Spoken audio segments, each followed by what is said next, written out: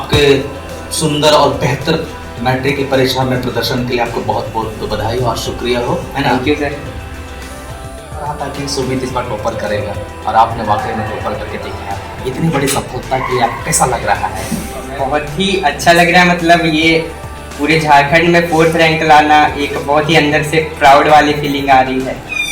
बहुत अच्छा, हम लोग पूरे विद्यालय परिवार की ओर से आपको बहुत धन्यवाद करते हैं और आने वाले समय के लिए भी शुभकामना देते हैं। इतनी बड़ी सफलता के लिए आप किसको श्रेय देना चाहेंगे या किसको क्रेडिट जाता है? सर सबसे पहले तो मम्मी और पापा को और पेरेंट्स को और जो भैया है बड़े भैया उनको, क्योंकि जब भी कोई भी मैंने एक्सेसरीज मांगा कुछ भी तो एकदम टाइम पे वो मिल जाता था और मतलब पढ़ने में वैसा कोई प्रॉब्लम तो नहीं हुआ। जो भी प्रॉब्लम था वो खुद में था, कभी मोटिवेशन घट जाता था, कभी आ जाता था, तो आप बताते थे बहुत कुछ तो उससे फिर वापस से आ जाता था।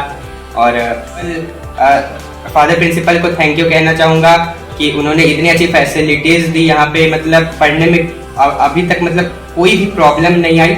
और फिर आप सभी टीचर्स को भी मैं थैंक यू कहना चाहूँगा, क्योंकि आप लोगों के कारण ही इतना अच्छा रिजल्ट हो पाया। मेरी प्रिपरेशन में आप लोगों ने बहुत हेल्प की और आप लोग जो भी कुछ भी बोलते थे तो वो एज अ मोटिवेशन काम करता था, तो इसलिए पढ़ने का भी बहुत ही मन करता था कि नहीं इस बार तो करना ही है। और आप भी मतलब रेगुलर बोलते थे कि हाँ करना है, तो फिर अंदर से एक आया हाँ करना ही है अब तो उसी का नतीजा रहा कि आज आपने एकदम जो आपने सोचा था वो करके दिखाया। तो जीवन में आज जब आदमी सोच लेता है, ठान लेता है, तो उस मुकाम तक पहुंचने में कोई कठिनाई नहीं होती। अभी आप सेंट जॉन्स में आप कितना साल रहे यहाँ पर? सेंट जॉन्स में मैं क्लास 7th में एडमिशन लिया था, तो उसके हिसाब से 4 साल हो गया। आप तो सफल हो गए और सेंट जॉन्स में एक नाम कमा लिया आपने, एक इतिहास गढ़ लिया।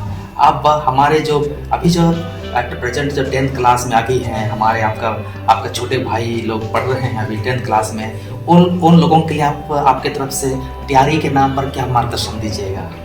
तैयारी के हिसाब से तो होना चाहिए कि जब पढ़ाई कर रहे हैं तो पढ़ाई कीजिए, और ऐसा होना चाहिए जैसे कि हम लोगों को अभिजीत सर ने भी बताया था कि जब भी कुछ भी करो एकदम मतलब पूरे उसी में ध्यान दो। मान लो अगर पढ़ रहे हो तो एकदम इतना पढ़ो कि मतलब जब तक आप भी बोलते थे कि जब तक मम्मी पापा मना ना करे तब तक पढ़ो, कि मम्मी पापा बोलते बस इतना ही पढ़ो तब तक पढ़ो।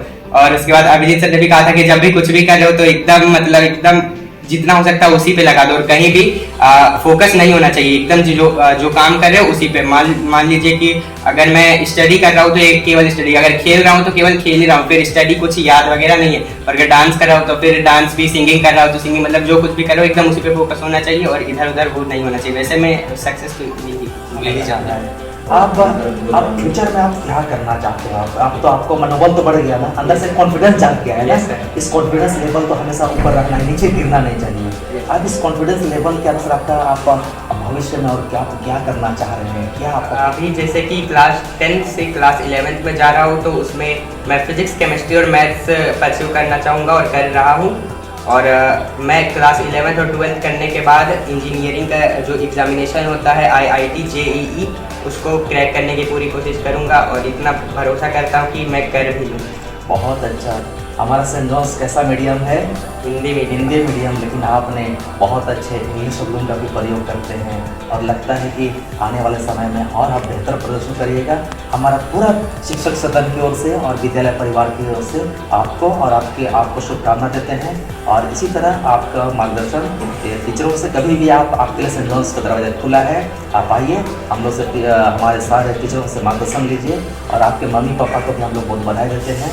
और इसी तरह जीवन में आप लगातार आगे बढ़ते रहिए और एक दिन और एक बहुत बड़ा इतिहास गढ़ना है और जीवन की सफलता पाना भी बाकी है। और इस मेहनत पर कभी आप कमी मत लाइए और ये हम लोग आपको शुभकामना देते हैं।